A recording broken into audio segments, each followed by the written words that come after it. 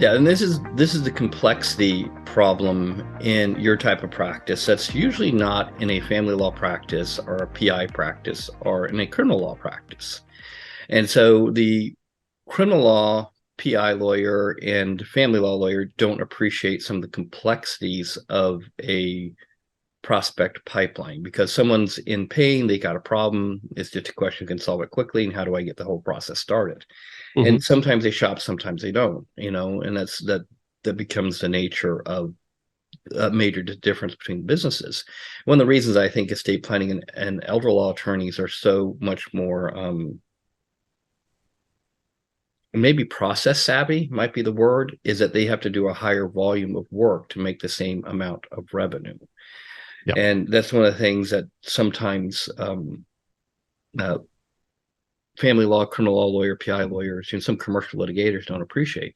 But if they actually took the time and looked at your prospect pipeline and just borrowed 10, 20% of what you're doing, they could actually have an amazing impact on their firm. They could actually have an amazing impact, allow them to get better quality cases, pre-qualified prospects, niche tighter, better, more money per case, more revenue per case, their referrals could be better.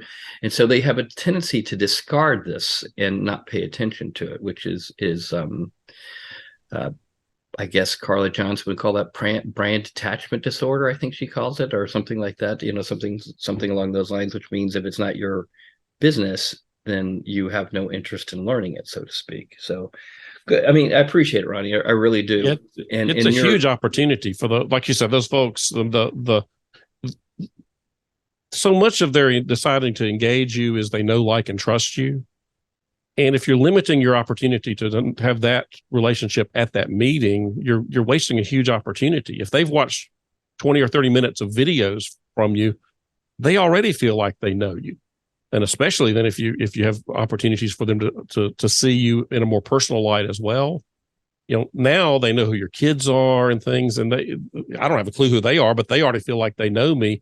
And saying yes is a lot better, is a lot easier for them. The other piece of it is providing all of this stuff, all of this education. You're not, it's, if they are price shopping or they are comparison shopping, you're not on the same, they're not, it's not a comparison anymore. You're providing a level of service here versus everybody else is down here. They're barely sending out a letter confirming your appointment date, whereas you've sent all this stuff to them. And so it's well, yeah, he charges more, but he's well worth it, because look at the difference, and imagine how much better he's going to handle my case too. I want to talk about one type of referral, which you and I discussed earlier, and this is one of my benchmarks for knowing that you're a market dominant player, like the go-to firm. Ronnie, talk to me about my favorite type of referral, and I love these referrals, the trifecta referral. Talk about this. Yeah, you were asking me, when we first, got on it, I think you're a market dominant player. And I said, yeah, I think so. Now, more and more frequently when people come in, because we ask them, how'd you get to us?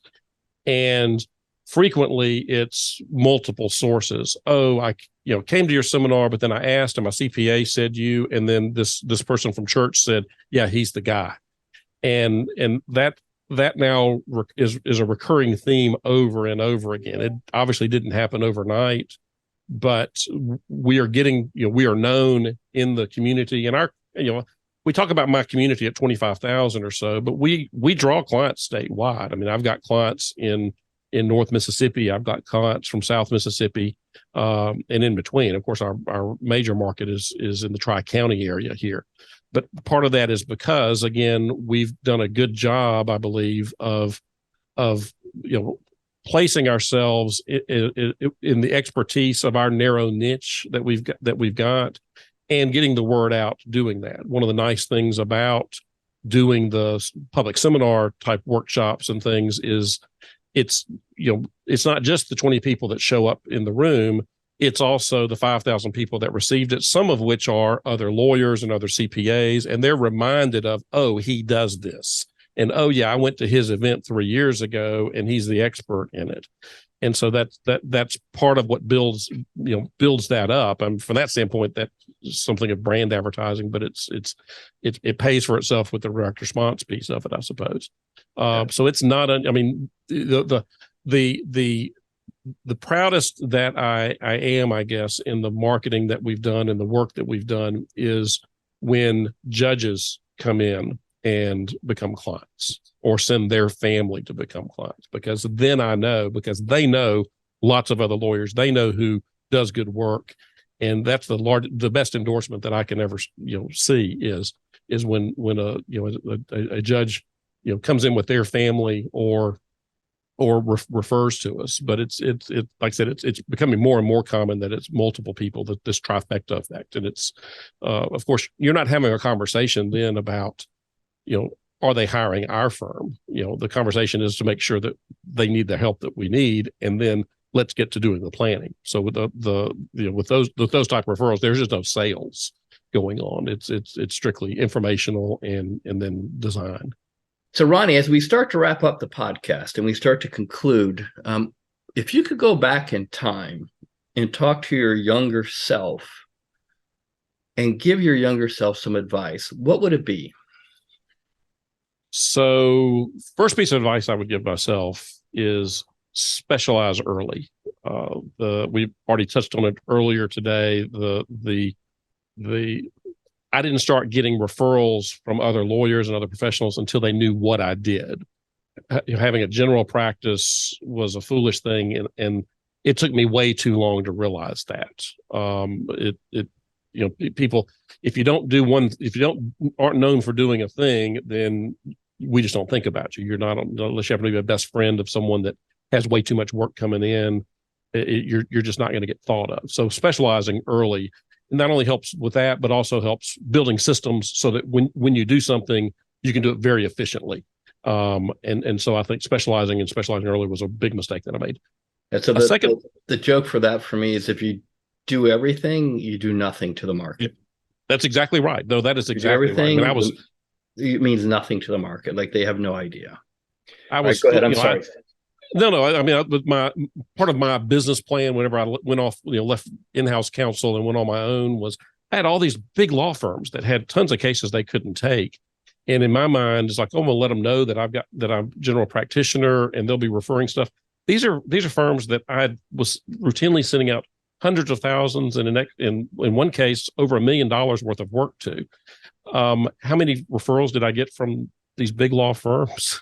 Zero, because they didn't think of me doing anything. So absolutely. The second piece of advice would be find a group of entrepreneurial lawyers.